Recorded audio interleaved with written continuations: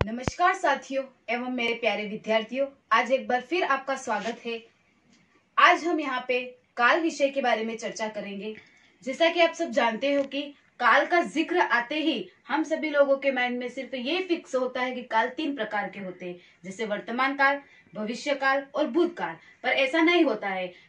उन कालों के भी अलग अलग भेद होते हैं, जिसके बारे में हम यहाँ पे आज पढ़ेंगे। सबसे पहले हम काल की डेफिनेशन की तरफ ध्यान देंगे। और आप लोग इंग्लिश सब्जेक्ट पढ़ते हो तो आपको पता है कि काल को इंग्लिश में क्या बोलते हैं, टेंस बोलते हैं, है ना। जैसे present tense, past tense and future tense. सबसे पहले हम काल का अर्थ देखेंगे कि काल का मतलब होता है समय। ठीक है। अब काल की परिभाषा की ओर ध्यान देंगे कि जो कार्य समय के अंतराल में पूरा होता है उसे काल कहते हैं। जैसे अभी मैं जो कार्य कर रही हूँ वो पूरा हो जाता है तो उसे हम किसके अंतर्गत गिनेंगे, वर्तमान काल के अंदर, क्योंकि उस काल को मैंने कल के लिए नहीं छोड़ रखा है ना। इस कारण से यह होगा काल की परिभाषा। उसी प्रकार जैसे एग्जाम्पल के माध्यम से देखेंगे हम कि वह पढ़ता है, तो ये किसके अंतर्गत आएगा, काल के अंदर, क्योंकि वो अपने समय के अनुसार किसी कार्य को कर रहा है। उसी प्रकार ये काल का अर्थ था, ये काल की परिभाषा थी। अगर यह परिभाषा आपको समझ में नहीं आई हो तो एक और परिभाषा आज मैंने आपके सामने लिखी है। क्रिया के उस रूप को काल कहते हैं। क्रिया, है ना, क्रिया के उस रूप को काल कहते हैं जिससे उसके करने या होने के समय का ज्ञान हो। हमें इसके अंतर्गत समय का ज्ञान होना चाहिए। पहले ही मैंने आपको बताया था कि काल का अर्थ, शाब्दिक अर्थ होता है समय। तो समय के अनुसार जो कार्य किया जाए, चाहे वो कार्य पूर्ण हो चाहे वो कार्य अपूर्ण हो, उसके माध्यम से हमें ज्ञात होता है कि ये कहलाता है काल। जैसे वह स्कूल जाता है तो वो क्या कर रहा है, स्कूल जा रहा है, तो वो एक प्रकार से क्या कर रहा है, क्रिया कर रहा है। और किसके अनुसार कर रहा है, समय के अनुसार कर रहा है। तो यही होता है हमारा काल। अब हम आगे पढ़ेंगे काल के भेदों के बारे में। काल के 3 भेद होते हैं, वर्तमान काल, भूतकाल, भविष्य काल, present tense, past tense and future tense. अब इसके भी अलग अलग भेद है। जैसे वर्तमान काल के 5 भेद बताए गए हैं। सामान्य वर्तमान काल, पूर्ण वर्तमान काल, अपूर्ण वर्तमान काल, संदिग्ध वर्तमान काल और संभाव्य वर्तमान काल। उसी प्रकार भूतकाल के टोटल 6 भेद बताए गए हैं। सामान्य भूतकाल, पूर्ण, फिर आसन्न, अपूर्ण, संदिग्ध और हेतु मन। उसी प्रकार भविष्य काल के 4 बताए गए हैं, सामान्य, संभाव्य, पूर्ण और अपूर्ण। तो हमें अब काल के भेद के जितने भी भेद बताए हैं अलग अलग, उन सभी भेदों की परिभाषा और उन सभी भेदों को उदाहरण के माध्यम से समझना होगा, तभी जाकर हम काल की पूरी जानकारी को आसानी से प्राप्त कर सकते हैं। अब सबसे पहले हम वर्तमान काल के बारे में पढ़ेंगे कि जो कार्य वर्तमान समय में घटित होने का संकेत दे रहा है उसे हम बोलेंगे वर्तमान काल। मतलब जो अभी अभी अपने सामने घटित हो रहा है, जो अपने सामने घटना घटित हो रही है, उसके बारे में जब हम बात करते हैं तो वो वर्तमान काल के अंतर्गत आता है। जैसे एग्जाम्पल के माध्यम से हम पढ़ेंगे, पक्षी आकाश में उड़ रहा है। तो यहाँ पे हम पक्षी को देख रहे हैं कि वो आकाश में क्या कर रहा है, उड़ रहा है। तो उड़ रहा है तो वो कौन से काल के अंतर्गत आएगा, वर्तमान काल के अंतर्गत आएगा। उसी प्रकार हमने चार्ट में देखा था कि वर्तमान काल के विभिन्न भेद थे, 5 प्रकार के भेद थे, जिसमें से सबसे पहला भेद है सामान्य वर्तमान काल। जहाँ कोई कार्य सामान्य ढंग से वर्तमान में दिखाई दे उसे सामान्य वर्तमान काल कहते हैं। जैसे हमने वर्तमान काल की डेफिनेशन पढ़ी, वैसे सेम ये है कि जो कार्य हमें सामान्य ढंग से दिखाई दे रहा है, जैसे हमारे सामने बच्चे क्या कर रहे होते हैं, पढ़ते हैं, तो हमें पता है कि बच्चे पढ़ रहे हैं, और हमें ये भी पता है कि अध्यापक पढ़ा रहा है। तो बच्चों का पढ़ना और अध्यापक का पढ़ाना जो सामान्य ढंग से हमें समझ में आ रहा है। तो ये था वर्तमान काल का पहला भेद, सामान्य वर्तमान काल। सेकेंड हम पढ़ेंगे पूर्ण वर्तमान काल। जहाँ वर्तमान काल का कोई कार्य पूरा होते प्रतीत हो अथवा पूरा हुआ प्रतीत हो, मतलब ऐसा कार्य जो हमें पता है कि पूर्ण रूप से पूरा हो चुका है। जैसे पिताजी टहल कर आ गए। अब हमें पता था कि पिताजी घर से निकले हैं सुबह सुबह टहलने के लिए और वापस टहल कर आ जाते हैं, तो वो कैसा कार्य कहलाता है, पूर्ण वर्तमान काल के अंतर्गत आएगा।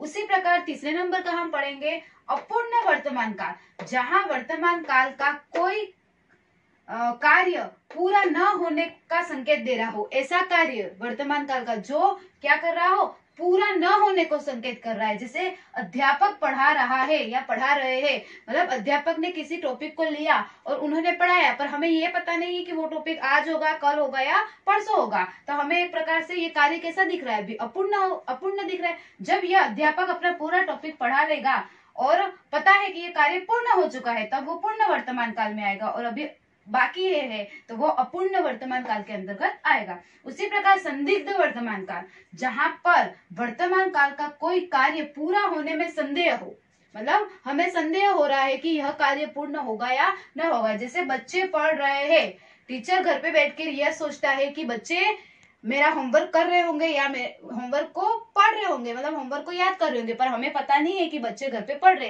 एक प्रकार से ये हमें क्या दे रहा है, संदेह, शंका हो रहा है हमारे मन में। इस कारण से यहाँ पे होगा संदिग्ध वर्तमान काल। अब हम पढ़ेंगे लास्ट वर्तमान काल का लास्ट भेद है संभाव्य वर्तमान काल, जहां वर्तमान काल के किसी कार्य के अभी अभी पूरा होने की संभावना, जैसे अभी अभी जस्ट पूरा हुआ हो। जैसे एग्जाम्पल है, लगता है पिताजी टहल कर वापस आ गए हैं, तो पिताजी जो टहलने गए थे वो कैसे आए, अभी अभी आ गए, तो अभी अभी पूरा हुआ। उससे पहले हमने वर्तमान काल को पढ़ा, तो वो भी कार्य हमारा कब समाप्त हुआ, अभी अभी समाप्त हुआ। इस कारण से ये होगा संभाव्य वर्तमान काल। तो अब हमने वर्तमान काल के पांचों भेदों को एग्जाम्पल के माध्यम से समझ लिया। अब सेकेंड हमारा जो काल है उसका नाम है भूतकाल। भूतकाल के अंतर्गत हम पढ़ेंगे जहां कोई कार्य बीते समय में पूरा होने का संकेत दे रहा है, ऐसा कार्य जो पहले हो चुका है, बीते समय की बात चल रही है। जैसे एग्जाम्पल है, वह लिखता था, मतलब भूतकाल में उसने लिखना चालू किया था, वो उस वक्त लिख रहा था, पर अभी अभी उसने लिखना बंद कर दिया, तो वह लिखता था, तो वो किसके अंतर्गत आएगा, भूतकाल के अंतर्गत आएगा। उसी प्रकार भूतकाल के जैसे वर्तमान काल के 5 भेद थे, वैसे ही भूतकाल के कितने भेद है, 6 भेद है, और उन 6 भेदों में सबसे पहला भेद है सामान्य भूतकाल।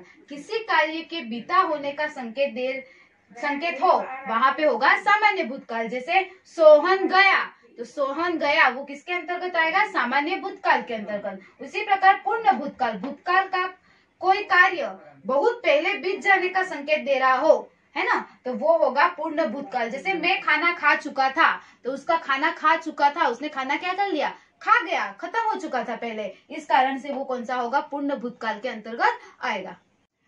थर्ड नंबर पे हम पढ़ेंगे आसन्न भूतकाल, जहां कोई कार्य अभी अभी हुआ हो, वहां पे आएगा आसन्न भूतकाल। जैसे गाड़ी अभी अभी छूट गई, है ना, जैसे वो गया था, किसी जगह गया था, उसको किसी जगह जाना था, पर वो देर से पहुंचा उस जगह पे, जिस कारण से उसकी गाड़ी क्या हो गई थी, छूट गई थी, उसे बोलेंगे हम आसन्न भूतकाल। फिर हम पढ़ेंगे अपूर्ण भूतकाल, जहां कोई कार्य अपूर्णता को दिखाई दे रहा हो, किसी अपूर्णता, मतलब अपूर्णता का मतलब जहां पे कोई कार्य पूर्ण नहीं हो चुका हो, वैसा। जैसे वे अंधेरे में ही आगे बढ़ रहे थे, अंधेरा था, अंधेरे में आगे बढ़ रहे थे, पर उन्हें नहीं पता था कि उन्हें जिस जगह पे जाना है, पूर्ण जगह पे जाना है, वो पहुंच भी पाएंगे या नहीं पहुंच पाएंगे। वहां पे अपूर्णता की ओर संकेत किया गया है, इसलिए वो होगा अपूर्ण भूतकाल के अंतर्गत आएगा। 5 नंबर का हम पढ़ेंगे संदिग्ध भूतकाल, है ना, जहां कोई कार्य को पूरा होने का संदेह हो, ऐसा कार्य जो पूरा नहीं हुआ है पर हमें संदेह हो रहा है ना, कि वो पूरा होगा भी या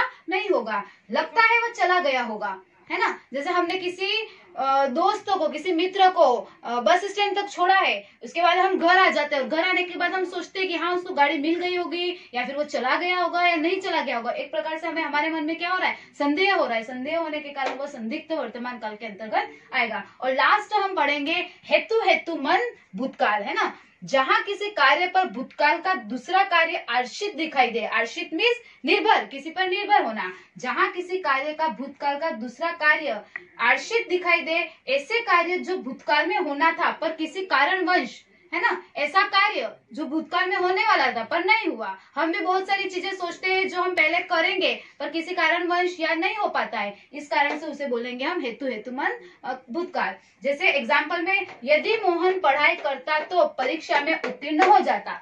मोहन को किसकी आवश्यकता थी, पढ़ाई करने की आवश्यकता थी। अगर उसने मेहनत की होती, पढ़ाई की होती, तो वो उत्तीर्ण, वो पास हो जाता। इस कारण से इसके अंदर होगा हेतुमन काल। ये थे भूतकाल के 6 भेदों के बारे में मैंने आपको एग्जाम्पल और परिभाषा के माध्यम से आप लोगों को समझा दिया।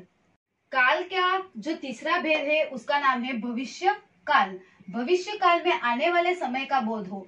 जैसे कि हमने बहुत कुछ सोच रखा है आने वाले समय के लिए, उसके बारे में जो ज्ञात होता है उसे हम बोलेंगे भविष्य काल के अंतर्गत आएगा। जैसे शायद वर्षा होगी, हमें पता नहीं है कि वर्षा होगी, पर हम ये सोच लेते हैं कि शायद वर्षा होगी, शायद वो आएगा, शायद वो आएगी, शायद कल हम यहाँ पे जाएंगे। तो जो शायद होता है वो सब किसके अंतर्गत आएगा? भविष्य काल के अंतर्गत। उसी प्रकार भविष्य काल के भी 4 भेद बताए थे चार्ट में मैंने आपको, जिसमें सबसे पहले है संभाव्य भविष्यत काल। भविष्य काल में कोई कार्य होने की संभावना हो, जैसे हम पढ़ेंगे, ये एक प्रकार की क्या है? संभावना है। हमें पता नहीं है कि हम किस टाइम पे पढ़ने बैठेंगे, पर हमें अनुभव है कि हम पढ़ेंगे, इस कारण से ये होगा संभाव्य भविष्य काल। इसी प्रकार सेकंड है सामान्य भविष्य काल। इस काल में काम के आगे होने की संभावना हो, किसी कार्य काम के किसकी संभावना हो? आगे होने की संभावना हो। जैसे लगता है वह आएंगे, अब किसी ने हमें बोला कि हम आने वाले हैं, पर हम ये डिसीजन नहीं ले पा रहे हैं कि वो आएंगे या नहीं आएंगे, तो ये एक प्रकार की क्या है? संभावना है